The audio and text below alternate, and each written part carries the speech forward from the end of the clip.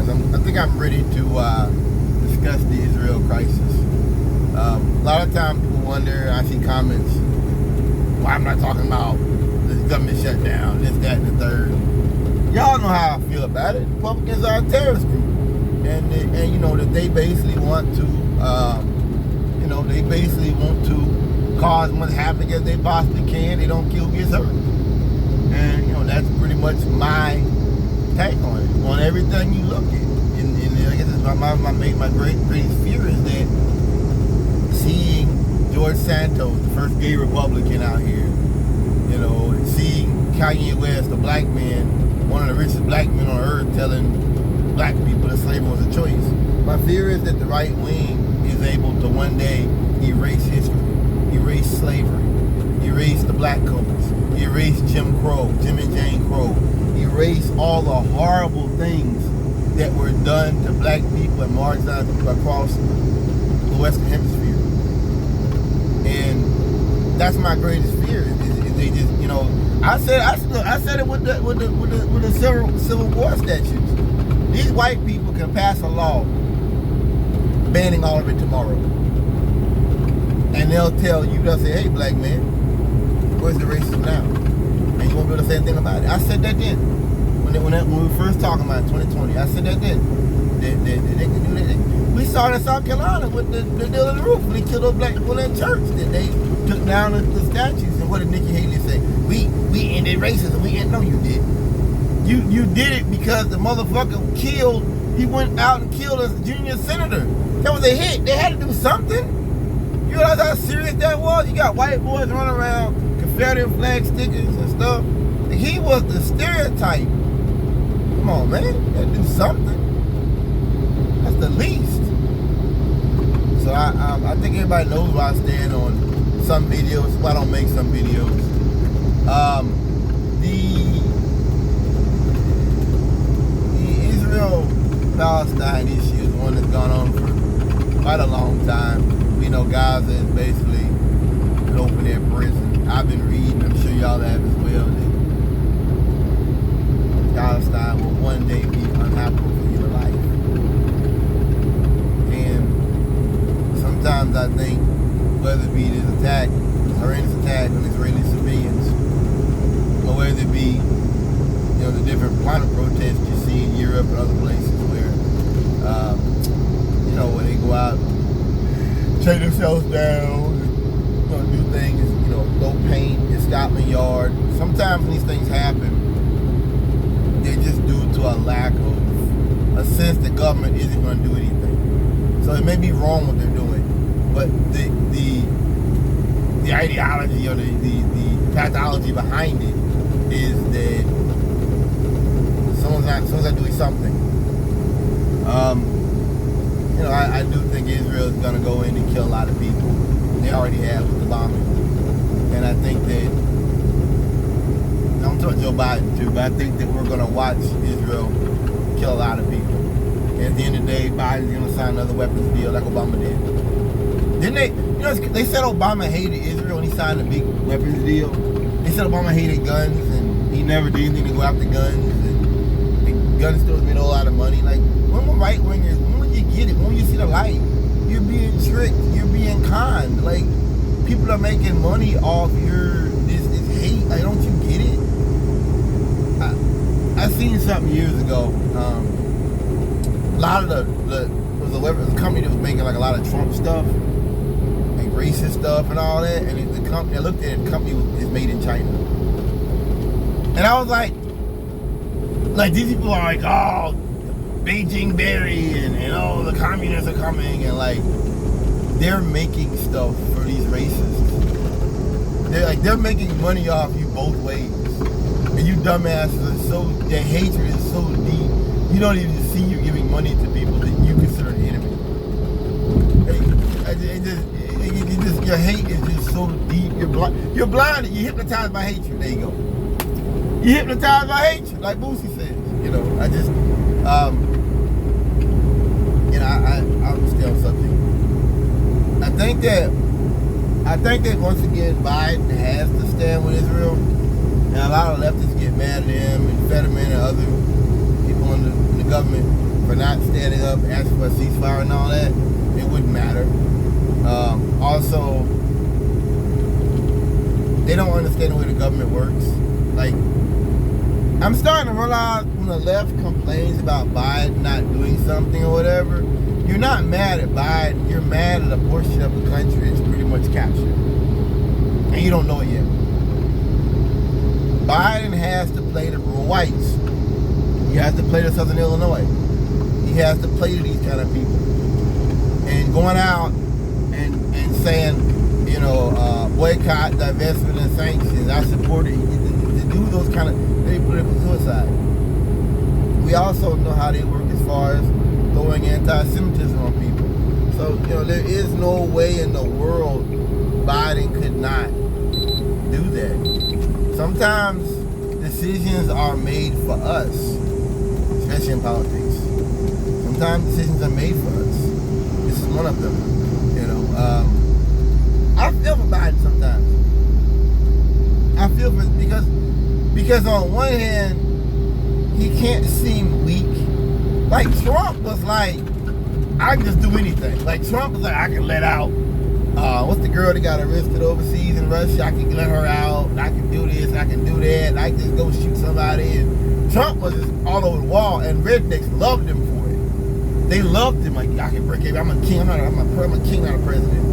And so Biden can't go in there and be like, we can't do this. We can't do that. It's ineffectual. He can't because he'll be seen as weak. So he's got to do things that we don't agree with because of the mold that Trump set up. People don't understand that. That's why at the International Criminal Court, that's why you see him on the ground in Ukraine. They're not like in an office somewhere 100 miles from the fighting. Like, no, you see the prosecutor. I follow him. You see him out here, out here on camera. You see him out the boots on the ground. Because what Trump did by threatening them, directly threatening them, by name and freezing people's visas and shit, by doing that, he called it bluff, and they have to be like, hey, we are legitimate. I'm here. Like, I'm not hiding behind this. I'm here. You see me. Come look, I'm here. They have to do that. And the same thing with other government agencies. They have to step out there and be maybe a little bit more public facing than they would 100 years ago because of what Trump did. And maybe that's a good thing. Maybe sometimes you should have to prove your worth to your employer. Maybe, the public. Maybe you should have to come out and say, you know what? I ain't afraid to get my boots dirty. I ain't afraid to go out with a gun going off. I ain't afraid to go out there within the bomb craters and do my job. Maybe they'll do a better job. But I feel that way about Joe Biden. That's why I really support him, because he hasn't been given a fair shake. And we're watching climate change getting worse. At some point, we're going to have a president where things get really bad. I'm talking about a blue ocean event. Like at some point, and I don't think Biden's it, but it's close. And he's going to have to deal with 100 years of climate denial. He's going to have to deal with not like Obama talking. He's going to have to do Ministry of the Future type stuff. Excuse me. We have to do something. And Biden is he's the pre to that. You understand? He's the forerunner before real pandemics and diseases from under the ice and like I said, blue ocean event, multiple category 5 hurricanes in the sea, like that. At some point, and I see that in my lifetime. In the next, I say the 2030s, the next decade or two, I see that coming. Major disasters. And Biden has to deal with with that coming, but also with the boomers, hey, because Trump's main thing was I'm going to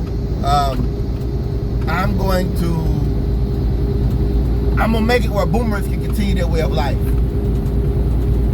and that y'all can continue living the way you're living. Just vote for me. So all this climate change stuff, that's why remember he talked about water saving toilets and stuff. Dude, they had water saving toilets when I was a kid that didn't work.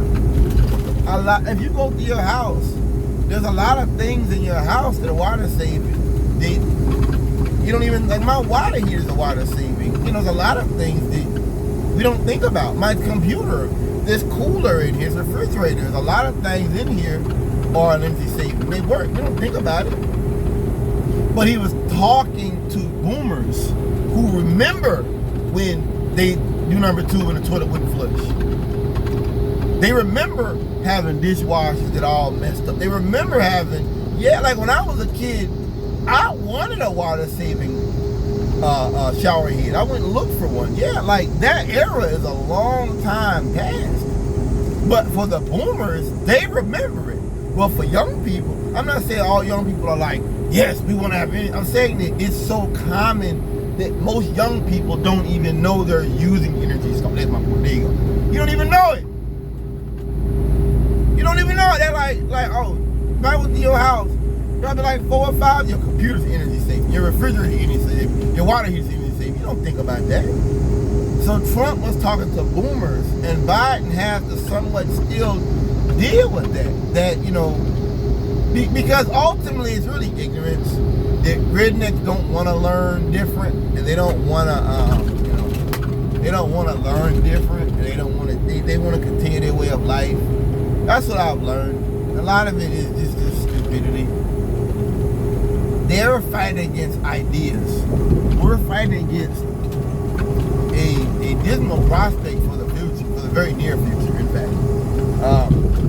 And as I say, I feel for Joe Biden because, you know, this isn't and I think about it sometimes, the thing Republicans are doing, you make Joe Biden look, but you put a light on him. When they talk about his son, and he was like, I love my son, this, that, and the third, I thought that was very classy. I thought that was very classy. When he spoke, he didn't get into detail, you know, talking about his son, drug problems, you know, I love my son, you know, and that was very nice. You're not gonna get me. It's almost like, I speak as a black man, you go place with white folks and say things that make you mad and get emotional. That's almost what that was like to me, looking at that. That he was like getting that, something thrown in his face to make him respond in an emotional manner to where they can say, see, he's a crazy old man, look at him. Oh my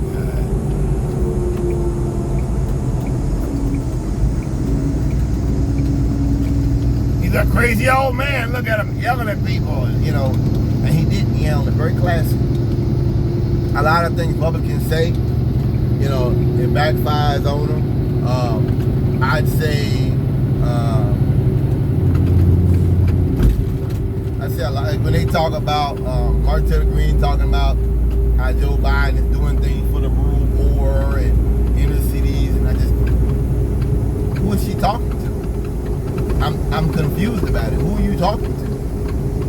That to me is good governance, you know, and that's just a true steward of the general welfare. That's what I believe in. That's to me what. And like I said, Joe Biden's done a lot more money when he got a black Supreme Court justice, a real black Supreme Court justice, female in there. I mean, he's done a lot. He's done a lot. You know what I've done if I was president? This is why I'm not going to be president. I would immediately, within the first 24 hours, all the people that Trump fired, who were good, like Cassie Hutchinson and others like that, immediately, I send them an email, phone call, hey, listen, do you want a job? Immediately. Not because of, I want to be clear about this now. I want to be very clear about this. This isn't tit for tat where we're the left and we want leftists and you're a true liberal. No. This is the West Wing type stuff. And I want the best people for the job. I want the best man for the job. Cassie Hutchinson proved by her integrity by testifying against Trump, January 6 hearings, other criminal investigations. She's proven that she's her word remains true. You know, in government, ultimately, we don't want red or blue. We want the best people for the job. And I think that things like that are what really prove to protect us and protect our democracy. Is integrity, is decency, is ideals, it's in doing the right thing. You know, you gotta say the right things. You gotta say it in the right way. You know, in good judgment. And ultimately, you know, that's ultimately what I believe in, is in having people like that around you. And I don't want to shut myself off in a bunker somewhere, which is what Trump did literally and figuratively when he had Stephen Miller and other people. He fired that black lady quick, didn't he? He gave a little communications. What would she say? She's like, oh, you guys, you blacks, you're going to bow to Trump. She wasn't very long and never filled her post again. And then she wrote a book talking about the one from his show. What she say? She talking about explaining how Trump didn't care about black people. I ain't got to read the book. I can sum it up real quick. Trump doesn't like black people. He doesn't have anything for black people. You know, you sold out your community for really nothing. There. We don't have nothing else to talk about. I don't gotta pay 20 bucks to read her book, Omarosa. Yeah, I don't gotta read her book to know that. You sold your people out for nothing. And now you and Steve Harvey and all the people that worked around Trump are lesser. You're all the black Surgeon General. You're all lesser. You're all lesser as a result of your association, whether formal or informal, to that man, to the former inhabitant of the White House. You are all lesser. So, you know, to me, that's how I see that. I see Trump as really being a, you know, I think he exposed a lot. But yeah, I feel for Biden in that he's trying to do things for the left, but there's an extreme left. See, look, that's what it is, man. You know how you get the extreme left? You don't get a extreme. The right has moved further right. And people like me who realize that there's no reason to be done with these monsters. That's what you're looking at. That's what you're looking at right now. That's what you're looking at right now. You're looking at people who recognize that you have, in essence, moved further right. Look, Speed House. So that's what you're dealing with. And Biden has to play the game. Unfortunately, this moment in time. And you know, certain leftist content online goes in hard on him, but what can he do? This debate of him running for office. Let's talk about that. I ended on that. I understand a lot of black folks voted for Biden because they saw Trump as a memory of all the bad stuff that happened. Bull Connor, George Wallace, segregation, now and forever. Remember, you know, they see him as an embodiment of those things. So a lot of older black folks were like, Biden was the vice president, the first black president. He didn't do bad. Let's go for him. You know, that's why Bernie Sanders was out. Bernie Sanders got arrested, you know, protesting for black people to have, you know, I think redlining and stuff like that. He really stood up. Michael Brooks talks about how, you know, if you don't understand how he's, I don't want to get into that, but I get that. I get a portion of the black community not voting for someone I think would have been a better choice because of the possibility of Trump getting in there. I get it. But ultimately, there is no other choice this time.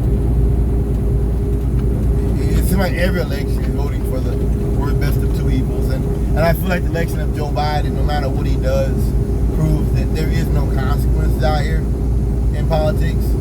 that the man that voted for 94 crime bill and talked about blacks being super predators, that this guy got reelected, it kind of like, for a black man who thinks about history, it kind of says that do whatever we want, and you blacks will still vote for us. You gotta bow your head to that. You kinda gotta bow your head to that. I hate to say it because that's what it is.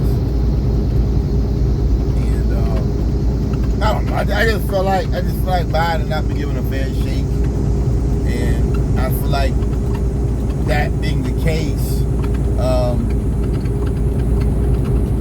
he would probably be the best president, best candidate we could have had as president. But once again, he is kind of he's running ahead of what's coming. You know, it's gonna be really bad. I mean, look at the IPCC reports. They said, what was it, the wildfires? Something that happened. They were saying that shouldn't happen until 2080 something. So all people that say it won't happen in our lifetime, it's bullshit. You know, I was reading last night about how Pennsylvania, this is like the last 10 years or so, it has not been like really bad weather. There used to be really bad weather every year.